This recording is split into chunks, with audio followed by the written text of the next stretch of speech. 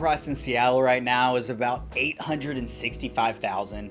In Austin, it's closer to $530,000, but here in the South Austin suburbs, where I actually help people buy homes every day, that same Seattle home price could buy you a house that's nearly paid off.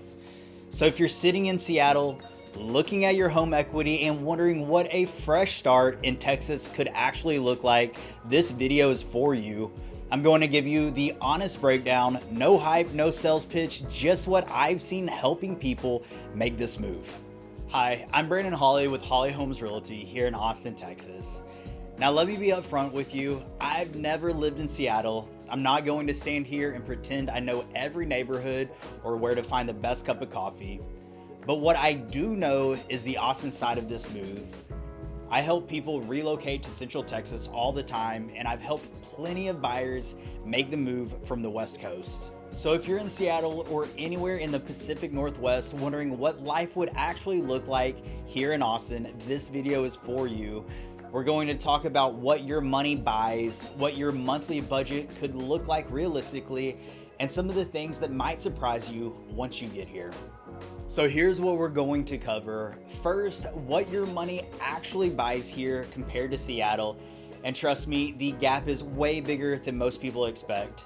Second, we're going to talk about taxes, including the one surprise that seems to catch almost every Seattle buyer off guard. And then the third, the honest trade-offs, because yes, there are some. I'd rather you hear about them now than discover them for yourself in the middle of an August afternoon. Let's start with the number that matters most, what a home actually costs. In Seattle right now, the median home sells for about $865,000. In Austin, it's closer to $530,000.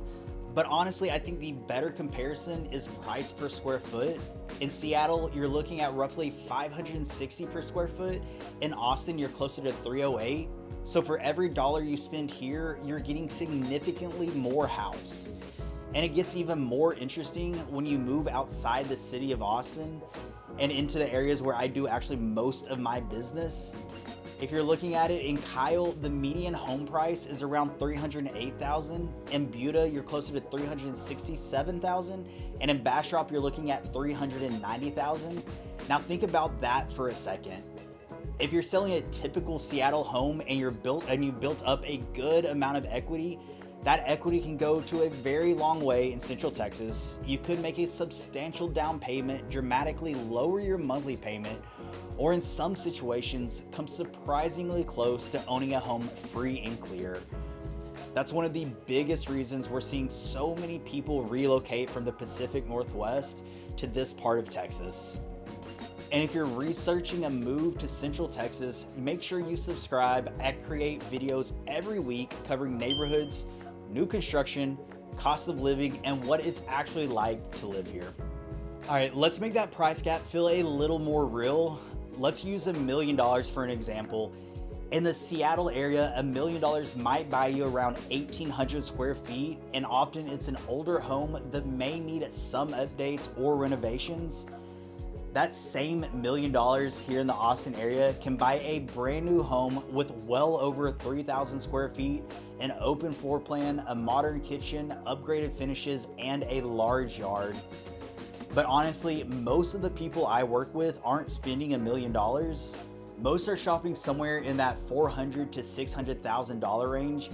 And in my market, that budget can buy a beautiful new or nearly new home in a master plan community with amenities like a pool, walking trails, parks, and a highly rated school. For a lot of people relocating from Seattle, that's the moment where things start to click. They're looking at homes that would likely cost significantly more in the Seattle metro area, and they're finding them at a much lower price point here. That's the part that's hard to fully understand until you're standing in the house and seeing it for yourself. Now let's talk taxes, because this is where I see a lot of Seattle buyers get tripped up by information they find online.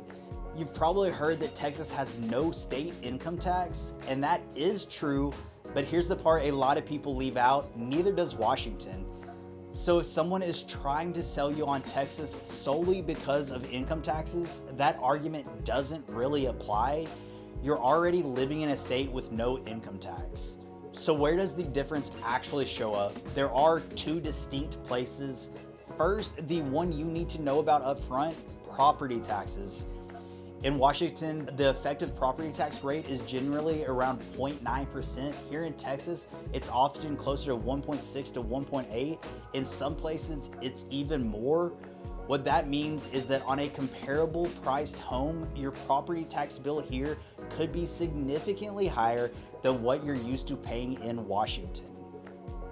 I like to tell people that right away because it's real and it needs to be part of your monthly budget conversation. In fact, I've got an entire video coming out that breaks down how Texas property taxes work because they're very different than what most relocators expect. Now, here's the other side of the equation, and this is where some people come out ahead. A few years ago, Washington added a capital gains tax on certain gains above specific thresholds, and Texas doesn't have a state capital gains tax. So if you work in tech, have vested stock, or if you're planning to sell investments at some point, that's a detail worth understanding because it can have a meaningful impact depending on your situation. The bottom line is this: Texas isn't automatically cheaper from a tax perspective, it just taxes differently. So some people come out ahead, some don't, and it's important to look at that full picture before making a move. And while we're on the subject, what's the number one thing pulling you toward Texas? Is it home prices, the lifestyle, the weather, the job opportunities, or just wanting a fresh start? Drop it in the comments. I read every single one. Let's talk about daily life because home prices are only part of the equation.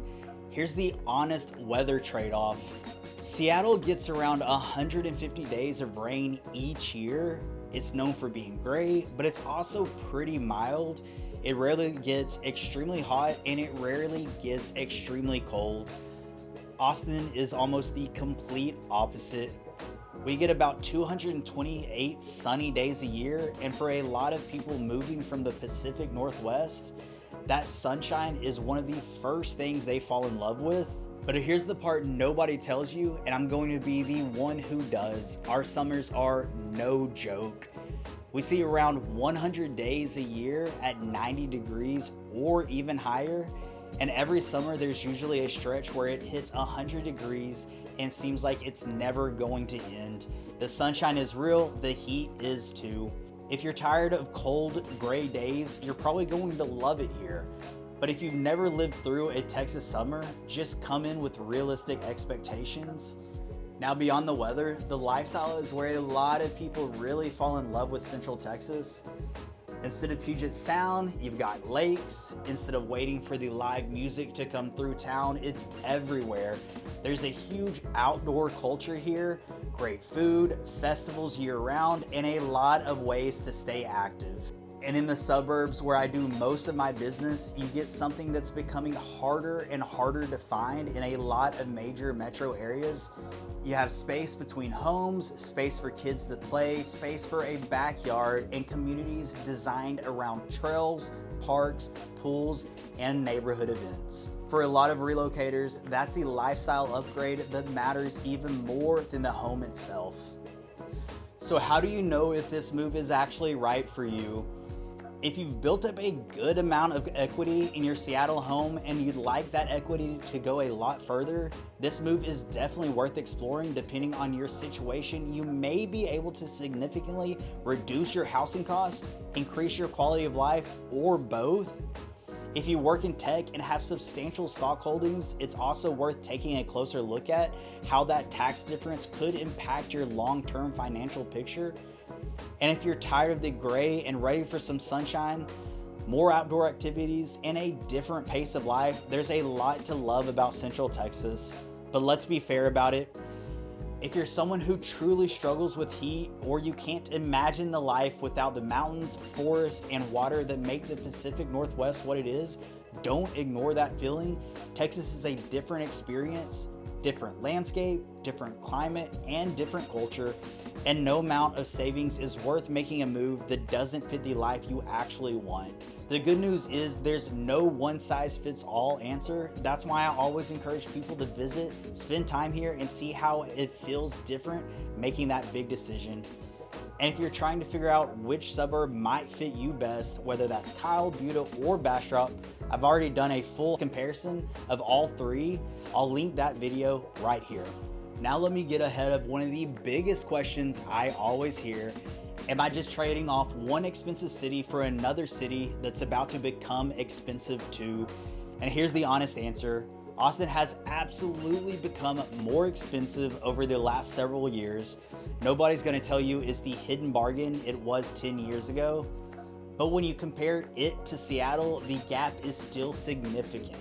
You're still looking at substantially more house for your money, and in many cases, a lower overall cost of living. Even if Austin continues to grow and home values continue to appreciate, you're starting from a much lower price point while bringing over equity you've built at Seattle prices. Now, there are some trade-offs. The property taxes are real. The summer heat is excessive. And I'd rather tell you about both of those today than have you discover them 3 months after you move here. And one thing I want to be very clear about, I'm not here to oversell you on Texas. I've never lived in Seattle, so I'm not going to pretend I can compare the two lifestyles from personal experience. What I can do is give you an honest picture at what life looks like on this side of the move. That's what I do every day for people relocating to Central Texas, and I'll always shoot straight with you about both the positives and the negatives. And this kind of honest, no hype information is helpful. Hit the like button. It helps YouTube put the video in front of other people who are trying to figure out whether a move to Texas makes sense to them as well. I understand now might not be the right time, and I never want to be pushy. Just know that I am here if you have questions about moving to Austin, want help putting together a plan, or simply need someone to point you in the right direction. You'll find all of my contact information in the description below. And if you want to do a little more research before making a decision, I put together a free Central Texas relocation guide that breaks down the different cities, suburbs, and communities across the area. You'll find that link in the description as well. And if you're trying to figure out which suburb might be the best fit, check out my Kyle versus Buda versus Bastrop comparison next. It will help you narrow down which area matches your lifestyle and budget. And since we talked about property taxes today, make sure you're subscribed. Next week, I'm breaking down MUDs and PIDs, two taxes that catch a lot of Texas homebuyers by surprise. Thanks for watching, and I'll see you in the video next week. My name is Brandon Holley with Holley Homes Realty.